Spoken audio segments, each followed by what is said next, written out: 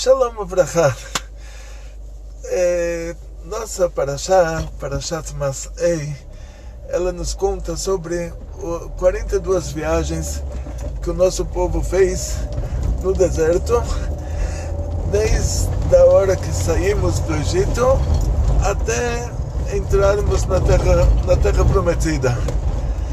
E tudo que existe no mundo é Ashgaha Pratit, é divina providência. Está escrito que Hashem ele cria o remédio antes de curar a doença. Quer dizer, ele sabe tudo que a gente vai fazer e ele sabe que a gente vai fazer a coisa errada, ele sabe que a gente vai se arrepender e a gente vai estar num beco sem saída. E ele já criou, antes de criar o beco sem saída, ele já criou a saída. Porque ele já sabe que a gente vai fazer chuva, vai pedir para Hashem nos ajudar, e a saída já está pronta. Quer dizer, o remédio já está pronto. Antes de criar a doença, Hashem já criou o remédio. Tem uma regra na Torá, Megalgalim Zchut Alidei Zakai, Vechová Alidei Chayav, que Deus faz uma coisa boa nesse mundo por meio de uma pessoa boa, e se alguém precisa levar um castigo, Deus repassa para ele essa retificação por meio de uma pessoa ruim. E o que acontece na prática Oi, bom dia, por favor. Mais uma vez. Tá vendo? Muito obrigado. Já ontem, não, me lembro. Tudo de bom. Muito obrigado. Então, aqui em São Paulo, assim, você tem que dar biscoito para eles, porque se você dá o dinheiro, ele vai morrer de fome. Essa região onde a gente mora, o centro antigo, hoje é chamada de Cracolândia, né? Tipo, os primeiros judeus, quando se mudaram para cá, o lugar era um pouquinho melhor. Agora o centro está meio mal frequentado, e coitados, né? Então já dou o biscoitinho. Eu sei que ele não vai, se ele tivesse a capacidade de vender esse biscoito que eu dei para ele, ele já poderia abrir um negócio, comprar mercadoria, vender, ele não ia precisar arrecadar fundos no farol. Agora, sendo que ele não consegue se controlar, então eu sei que ele não vai conseguir se controlar para vender esse biscoito e comprar droga. Ele vai comer o biscoito, ele não vai conseguir segurar isso tanto tempo até conseguir vender. Então já comprei 2 caixas de biscoito, deixei no carro. Já vou, cada um que me para no farol tem os pedágios daqui para sair do Bom Retiro, tem vários pedágios de saída, pedágios de entrada, pedágios laterais, você não consegue sair sem o pedágio. Voltando para o nosso assunto, então, quando o Hillel, uma vez ele viu um crânio boiando, ele falou: por que você afogou as pessoas, por isso se afogaram, e esses que se afogaram também vão ser afogados. Então, aquele crânio, diz a Gemara, era o crânio do faraó do Egito, que jogou as crianças judias no rio, e ele não morreu quando o Mar Vermelho se fechou. Ele depois teve uma longa vida, fez chuva tudo, mas na hora que ele morreu, da mesma maneira que ele mandou matar as crianças, jogando as crianças no rio, então também afogaram ele na água. E quem fez isso também foi afogado. O que quer dizer? Que Deus faz quando tem que acontecer uma coisa ruim no mundo, Deus faz isso acontecer por meio de uma pessoa ruim, e depois essa pessoa ruim que fez a coisa ruim, a mesma coisa ruim vai ser feita para ele. E essa regra é chamada Megalgelim Chová Lidei Chayav. Quer dizer, a pessoa fez a coisa ruim, vai acontecer para ele a coisa ruim se ele não fizer chuva, mas essa coisa ruim vai acontecer por meio de uma pessoa ruim. Não somos nós que vamos dar um castigo para alguém. Mas uma coisa boa também tem a mesma regra, Megalgelim Zchut Alidei Zakai. Hashem faz uma coisa boa acontecer no mundo por meio de uma pessoa boa, e essa regra é aplicada direto. Quer dizer, quando você faz a coisa boa para alguém, quer dizer que para aquele alguém estava decretado que vai acontecer para ele uma coisa boa. E Deus te escolheu para ser o sheliach, o enviado dele para fazer essa coisa boa. Aí você ganha o mérito lá em cima, como se você tivesse feito, mas na verdade você conseguiu fazer, porque foi decretado para aquela pessoa que aquilo tem que acontecer para ela. Então, se foi decretado lá em cima que aquela pessoa tinha que ganhar um pacote de biscoito, você viu, ontem ele estava em outro lugar, estava lá em outro bairro, hoje ele chegou até aqui, foi perambulando aí, deve ter a noite inteira andado, e ele se lembrou que eu já dei um biscoitinho para ele ontem no outro bairro e hoje aqui. Então estava decretado que ele tinha que ganhar o biscoitinho por meio de nós, e mesmo assim a pessoa que fez a coisa boa, lá em cima o mérito dele. Então por isso a gente só ganha fazendo coisas boas. E eu expliquei isso para vocês e ele até entrou lá. Eu me lembro, uma vez eu estava numa palestra de um rabino de Israel, se chama Aminon Yitzhak. Ele se veste de yemenita clássico, assim, com túnica, com turbante. É um rabino que ele usa muito marketing, assim, nas palestras dele. É muito teatral. E eu estava numa palestra em Kriyat Malachi. No meio da palestra levantou uma mulher e falou: você, por causa de você, a minha filha não come mais na minha casa. E aí ele falou: não se preocupe, minha senhora, ela não come na sua casa porque a sua casa não é kosher, mas agora vem cá, Yankele, você vai para a casa dessa mulher, você kasheriza a casa dela para a filha dela poder comer na casa dela. Aí o Yankele já assumiu, já foi lá, pegou o endereço dela e todo mundo bateu palmas e ela agradeceu que a casa dela vai ser kasherizada. Muito bonito. Eu senti assim, me senti muito bem. Depois, no outro extremo de Israel, do lado da cidade de Haifa, quer dizer, Kriyat Malachi é perto de Gaza, perto da faixa de Gaza, no extremo sul.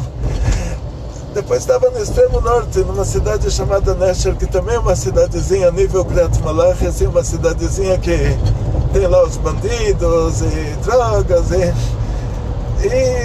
esse rabino, ele dá palestras em lugares assim, é o estilo dele. E tinha uma palestra dele em Nesher, que era a cidadezinha ao lado de Haifa, lá também com um nível de criminalidade alto, e bem o perfil dele. Eu fui lá, gostei da palestra dele em Kriyat Malachi, fui assistir a palestra em Nesher, e era a mesma palestra. E no meio da palestra se levanta a mesma mulher. E ela fala a mesma coisa, ela fala: por causa de você, minha filha não come mais na minha casa. E estava lá o mesmo Yankele, e ele chama Yankele e fala: Yankele, você vai kasherizar a casa dessa mulher, para a filha dela poder comer na casa dela. É exatamente a mesma história. Eu entendi que é um trabalho em equipe. Era 1900 e não sei quanto, assim, era já faz uns 40 anos ou um pouco menos. E depois inventaram a internet, começaram a filmar as aulas dele, mas naquela época assim era tudo muito primitivo. Eu entendi que ele era uma equipe, eles viajam para uma cidade, eles dão a palestra e a mulher levanta no meio da palestra e faz a acusação dela e ele resolve o problema na hora. E é onde cada cidade que eles iam, acho que ia essa equipe inteira. Então parece que aquela pessoa não fará. Parece que eu tinha combinado com ele que a gente vai falar sobre esse assunto. Parece que eu tinha combinado com ele, mas aqui em São Paulo, infelizmente, para isso você não precisa combinar com ninguém. Você para, não parou, tem alguém que está morrendo de fome. Isso, infelizmente, não entra em assuntos de política, se é responsabilidade do governo, ou o problema são as ONGs que não deixam levar as pessoas para o hospital psiquiátrico. Não sei quem é culpado, quem não é culpado, mas fato que nos Estados Unidos não tinha isso. Fui para o Congresso Rabínico Internacional, não tinha isso. Então, o que eu queria contar para vocês hoje, porque foi divina providência que essa pessoa apareceu lá. Nossa Parashá nos conta sobre 42 viagens que o nosso povo fez no deserto até chegar na Terra Prometida.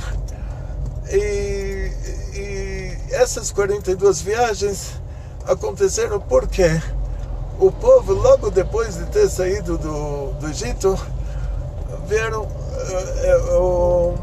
eles quiseram mandar espiões para ver se a Terra Prometida era boa mesmo.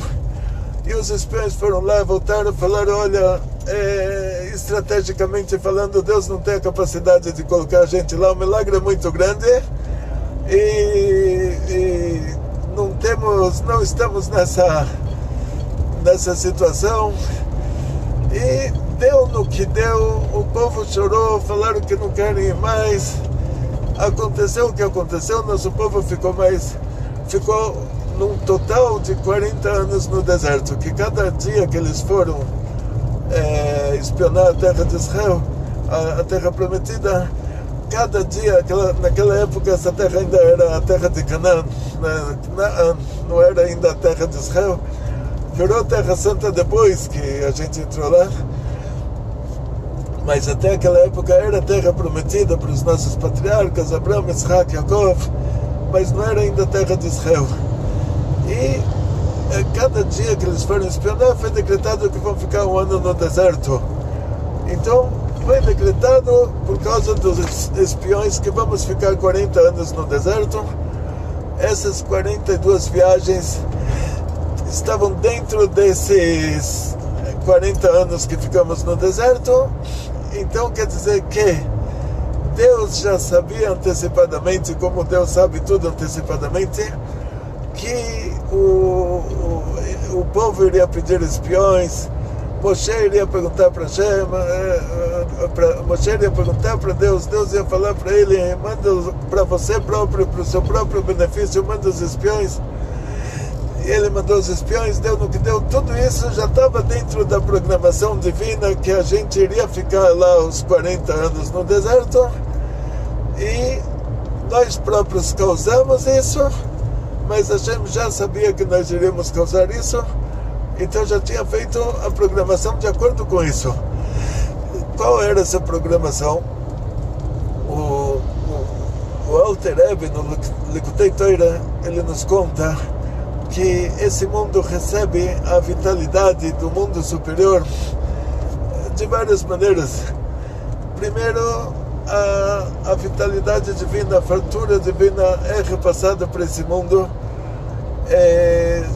Ela passa por várias etapas lá em cima, passa pela Sfirat Malchut antes dela chegar a esse mundo. Quer dizer, o Malchut ele repassa a Shefa, a fartura divina lá de cima aqui para baixo.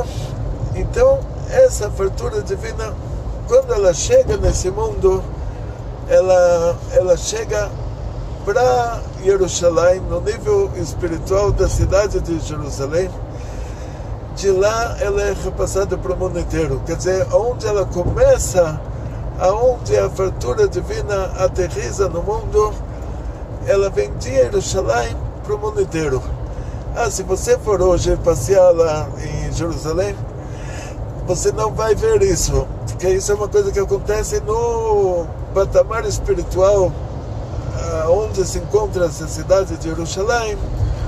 No lado espiritual disso, da cidade, está acontecendo que a fartura divina desce do mundo superior para cá, e de Jerusalém ela vai para o mundo inteiro. Agora tem outro tipo de vitalidade. A pessoa comeu um porco e ela se sentiu agora muito forte, muito cheio de saúde, mas de onde vem essa vitalidade? Não é da santidade, é da impureza. Essa vitalidade da impureza, ela é repassada para 70 anjos. Lá de cima chega no anjo Memtet, que era o Hanor, que virou um anjo lá em cima, que ele era pessoa boa, que podia se tornar uma pessoa ruim, e Deus levou ele antes da hora, fez dele um anjo, e ele é o anjo bom que repassa para os anjos ruins, está dentro da mesma categoria dele. Ele repassa para os 70 anjos responsáveis por 70 povos, repassa toda a fartura que esses 70 povos vão receber aqui nesse mundo. Essa fartura não vai depender se o povo está rezando para Deus ou rezando para a estátua. Já é um repasse que não depende das ações deles, porque é um repasse que é repassado para o anjo que ele é Setrachara. Ele é um anjo já do outro lado, para ele não importa se a pessoa vai ser bom ou vai ser ruim. De acordo com o que a pessoa trabalhar ou se esforçar, vai receber o que ele precisa receber, ou sem se esforçar, sem trabalhar, não importa. Tem lá os critérios da Setrachara, que são outros. E o deserto, ele é tipo a Jerusalém da Setrachara, é o deserto. Jerusalém da Setrachara é o deserto, ou seja, o deserto é bem a característica da Setrachara. Lá não nasce nada, lá tem cobras venenosas e nada, não tem fartura nenhuma, porque a Setrachara, ela é o lado ruim, ou seja, quando Deus criou o mundo, está escrito que Deus criou todos os animais antes de criar o ser humano. Deus criou o mineral, vegetal, animal, depois criou o ser humano por último. Como uma pessoa que já é convidada para uma festa, ele entra na festa na hora que está tudo pronto. E por que o ser humano foi criado por último? Porque se ele se comportar da maneira correta, você vai falar para ele, olha, tá vendo, Deus preparou a festa e depois se convidou. Se ele se comporta da maneira incorreta, você fala para ele, até um pernilongo, que é a pior criatura do mundo, vamos dizer aí o pernilongo da dengue, no nosso caso, a gente tem no Brasil pernilongos que não tem em outros lugares. O pernilongo que ele pega e não dá nada em troca. Não é como uma vaca que come a grama e dá leite, mas o pernilongo ele só recebe, ele não dá, ele só recebe. E até esse pernilongo foi criado antes de você.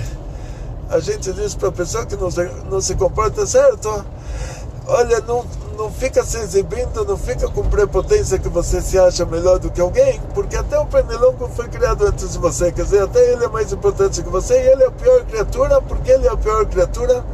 Porque ele só pega e não dá, e por isso ele é a pior criatura. Então daqui a gente vê que a característica da Setrachara é pegar e não dar. Por isso o deserto, que não tem nada, mas só tem cobras venenosas, o deserto, ele é a característica da Setrachara, ele é o lugar da Setrachara, ele é a Jerusalém da Setrachara, ele é o lugar que pega e não dá. E por isso a gente pega a regra geral, tudo que a gente recebe da Setrachara, todos aqueles romanos antigos que rezavam para a estátua e eram o povo mais rico do mundo, o que sobrou deles? Ruínas. Meu pai, depois que perdeu a Segunda Guerra Mundial, antes deles virem para o Brasil, ele estava no Coliseu. Ele me contou que o Coliseu, que era o tipo, na época dos romanos, era o Point, Teatro Municipal dos Romanos, era o Maracanã. Não sei, aqui em São Paulo não tem um estádio assim tão... Os paulistas acho que não são tão fanáticos por futebol como os cariocas, mas o Coliseu era o Maracanã do Império Romano. Não estou atualizado em matéria de futebol, mas vamos dizer, não sei se o Maracanã hoje é mais, mas vamos dizer assim, que era o Point. Coliseu, o lugar mais onde a alta sociedade se encontrava para ver as atrações lá, a tourada, e não sei, e luta livre, e boxe, não sei, tudo que tinha lá.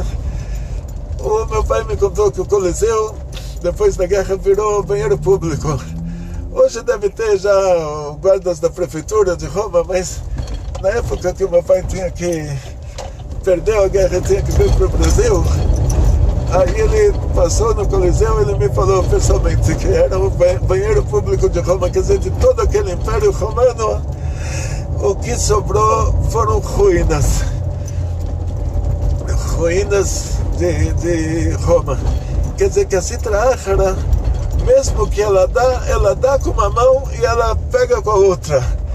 Não pensa que na hora que você está comendo o porco, você está todo cheio de energia, ela está te dando energia com uma mão e ela está te tirando essa energia com a outra. Depois a pessoa fica velho e a gordura chega no coração e ele fica numa cadeira de rodas e pega lá não sei, todas as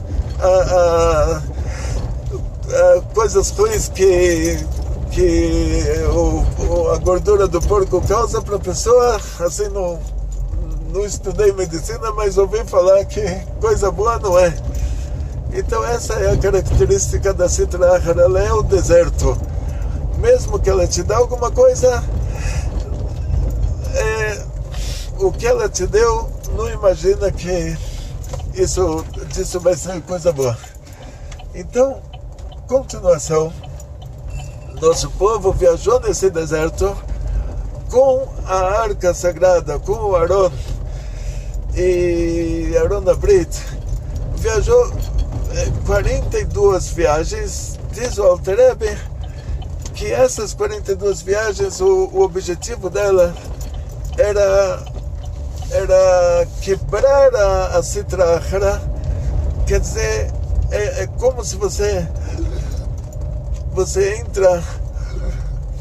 entra no lugar aí, quartel-general da coisa ruim, que nesse caso é o deserto, e você entra com o Aron Abrit, que simboliza o máximo de revelação divina que tem nesse mundo aqui embaixo. Hoje já essa Arca da Aliança está oculta. O rei Salomão, que planejou a construção do primeiro Beit HaMikdash, teve ajuda do rei do Líbano, de Tzur, né? Líbano antigo, que repassava para ele os pinheiros do Líbano. E o rei Salomão planejou túneis embaixo da terra, que ele sabia que depois de 410 anos, esse Beit HaMikdash que ele construiu seria destruído pelos babilônios. Ele tinha essa informação. Ele já construiu túneis para os Kohanim colocarem lá a Arca da Aliança, a Aron Abrit. Então, antes da destruição do Beit HaMikdash, o Nebuzaradan quebrou as muralhas de Jerusalém no dia 9 de Tammuz, de acordo com o profeta Irmiel. Então os Kohanim tinham tempo de sobra para descer para os túneis, colocar a arca lá, esconder ela lá.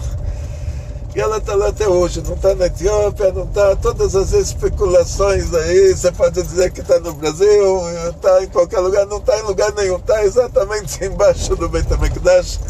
O rei Salomão, ele tinha uma sabedoria que ninguém tinha. Ele fez um labirinto de túneis que ninguém nunca descobriu que existe, mas que a arca está lá. Quando o Mashiach chegar, quando tiver o terceiro Beit HaMikdash, no lugar do patrimônio tombado da Unesco, lá a mesquita do El-Aqsa, vão colocar essa Arca da Aliança no terceiro Beit HaMikdash. Então essa Arca da Aliança, o que ela tinha de tão sagrado, que era tipo a maior revelação divina no mundo, acontecia por meio dela, que a voz de Hashem descia, se revelava entre os dois Kruvim, entre aqueles dois anjos lapidados na tampa da arca, e de lá ela saía para o mundo, tipo, ela saía para a porta do Mishkan, e aí Moshe Rabbeinu ouvia a informação que Hashem estava repassando para ele naquele momento e repassava para o nosso povo. Então por isso que ela é considerada a coisa mais sagrada, quer dizer, por meio dela Hashem conversava com Moshe. E na hora que o povo de Israel, diz o Alter Rebbe, carregou essa arca, o Aron Abrit, carregou ela nessas 42 viagens, ela foi desmanchando, ela foi quebrando o principal quartel-general da Sitra Achara. É como você entrar no quartel-general do inimigo e fincar a sua bandeira lá. E o inimigo não tem o que fazer. Quer dizer, você entrou lá com a sua bomba atômica, você fincou a sua bandeira e o inimigo ficou lá de queixo caído, sem saber o que fazer. Você ganhou a guerra. E o que aconteceu? Que cada uma dessas paradas, com a arca sagrada, estava fincando uma bandeira naquele ponto principal da Sitra Achara, do lado ruim, dentro do Jerusalém Vou falar para vocês assim, exemplo atual. A gente ouve noticiário assim. Imagina o Donald Trump, o presidente dos Estados Unidos, que está querendo se pegar com o Irã faz tempo. Ele vai lá, o exército americano entra no Irã, vai para a cidade lá, Teherã, vai para o palácio do governo, onde tem lá o Ali Khamenei, Machshama Vezichra, e finca lá uma bandeira americana e canta o hino nacional dos Estados Unidos, e os iranianos não podem fazer nada. Isso é um exemplo pequeno da coisa que é infinitamente maior do que isso, que é a viagem da Arca Sagrada essas 42 viagens. Então isso é o que está por trás dessas 42 viagens que o nosso povo fez. Por isso que elas são citadas na Torá, de acordo com o Alter Rebbe, de acordo com o lado cabalístico da Torá, Likutei Torá do Alter Rebbe, do Rabbi Shneur Zalman, de Liade, primeiro Rebbe de Chabad. Esse foi o motivo que fizemos essas 42 viagens com o Aron, com a Arca da Aliança na nossa frente, e aonde paramos é como se tivéssemos fincado a bandeira em 42 capitais de 42 países inimigos diferentes, que cada um deles tem um aspecto que o outro não tem. Então esse é o motivo oculto daquelas 42 viagens. Nós quebramos a prepotência da Sitra Achara dessa maneira. Então a Sitra Achara é a raiz dela, o lado espiritual dela é pegar tudo para si e não dar nada para o outro. Por isso que o deserto é o Jerusalém da Sitra Achara, que é o lugar que não tem nada, o lugar que não dá nada. E nós andamos 40 anos nesse deserto, estacionamos 42 vezes, nós quebramos a prepotência da Sitra Achara. Esse foi o motivo oculto das viagens. Desejo a todos vocês muito sucesso, muita saúde, muito dinheiro, muitas felicidades. Muito obrigado por assistir às nossas aulas. Sempre deixe a sua observação. E aprendemos daqui que a pessoa que tem generosidade, essa pessoa pertence ao lado bom. Não seja como um deserto, seja uma pessoa generosa, abra o seu coração, não seja o deserto que é tudo para si e nada para os outros, sempre dê. Atzlachá, briut, panasá bechefa, muito sucesso, muita saúde, muito dinheiro, muitas felicidades, tudo de bom. Não se esqueça de colocar o joinha. Estão me pedindo para falar, eu não sei, ainda não entendi para que serve, mas estão me pressionando aqui para todo mundo colocar o joinha. Então, por favor, coloca que alguma coisa boa vai sair disso. Coloque a sua observação também. Muito obrigado a todos. Kol Tov Atzlachá, Rabá, Rabá, Rabá. Kol Tov.